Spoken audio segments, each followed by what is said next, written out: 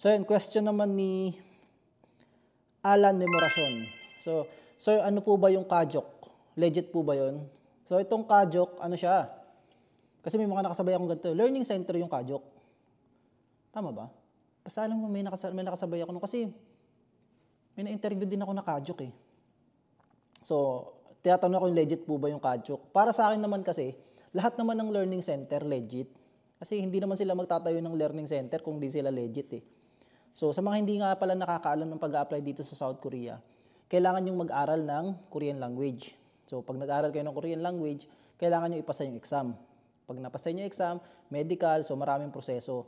Kaya nga sinasabi ng iba na kahit hindi ka mag-aral ng Korean, kahit hindi ka mag-learning center, kahit mag-self-study ka, makakapag-Korea ka pa din. So, nasa iyo na lang kasi yung choice mo yan. Kumbaga, para sa akin, lahat ng learning center legit. So, yung iba kasi sinasabi nila, nagrereklamo sila sa mga learning center nila na ano daw, puro bayad lang kami ng bayad tapos hindi naman kami inaasikaso, parang ganun. Hindi kami ginaguide nung nakaalis na, may mga ganun na issue. Pero kasi ang learning center, nandyan lang sila para turuan kayo ng Korean language. Kunyari, basic, yung basta yung lalabas sa mga exam, ganun yung tuturo sa inyo ng learning center. Kaya legit lahat ng learning center. So, may iba na learning center na i-guide kayo hanggang sa makaalis. Tapos meron pang learning center na papautangin kayo. Kagaya ni Kuya Gerald, nakalimutan ko yung pangalan ng school niya. Pinautang sila para sa mga pamprocess nila. Once na napasa niya, kasi pag napasa mo na yung exam, kumbaga dire-diretso na yan, kaya sila pinautang. So yun, para sa akin lang, hindi kasi assurance na pag nag-learning center ka ay makakapag-Korea ka.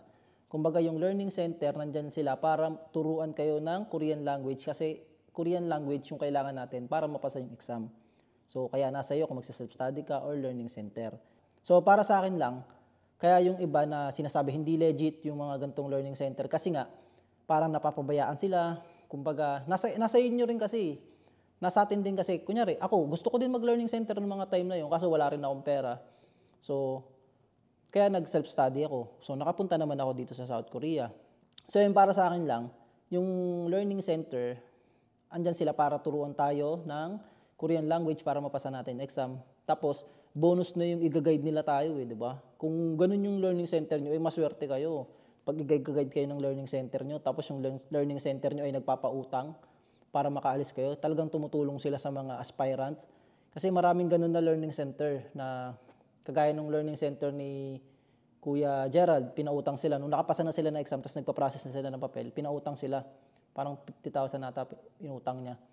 So yun, nakatulong yun para makaalis siya dito. Kasi doon siya nag-aral. So ayun yung magagandang learning center. Kumbaga tinatanong lang ni sir kung legit ba. Sa lahat ng learning center po legit kasi tuturuan kayo niya ng Korean language eh. Kasi kaya nga learning center, Korean learning center. Tuturuan kayo niya ng Korean language. So depende na lang sa mga learning center kung i-guide nila talaga kayo hanggang sa pagpaprocess ng papel nyo, pagre-register. Ayun kasi para sa akin ayun yung magandang learning center na hindi kayo papabayaan. Hindi lang basta nag-enroll kayo tapos pagtapos ng days nyo, kasi parang mahal din ng learning center, masa 5 to 10,000 yata, nagre-range yung presyo ng learning center pag nag-enroll. Tapos may araw lang siya, kunyari, 8 days, parang ganun lang, hindi ko alam hindi kasi ako nag-learning center. So, para sa akin, kung ikaw, gusto mo mag-learning center, Sir Alan Memoracion, kung balak mo mag-learning center, hanap ka ng learning center na na talagang i-guide kayo. Kumbaga background check sa lahat ng learning center. Kasi napakaraming learning center sa Pilipinas, Korean learning center.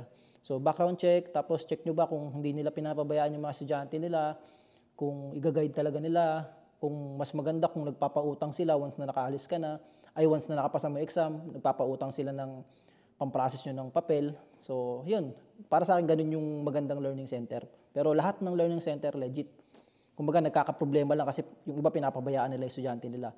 Pero hindi naman lahat sa learning center lang. Hindi naman kailangan yung learning center magpupush sa inyo. Siyempre kayo din sa sarili nyo. Kasi baka mamaya, kayo din ang may problema na umasa lang kayo sa learning center sa mga tinuro nila. Hindi na kayo nag-aral sa sarili nyo. Hindi nyo na dinagdagan yung kaalaman nyo. Kaya kayo nag-rant na, pangit yan, wala kami natututunan yan. Hindi naman kami nag-guide niyan.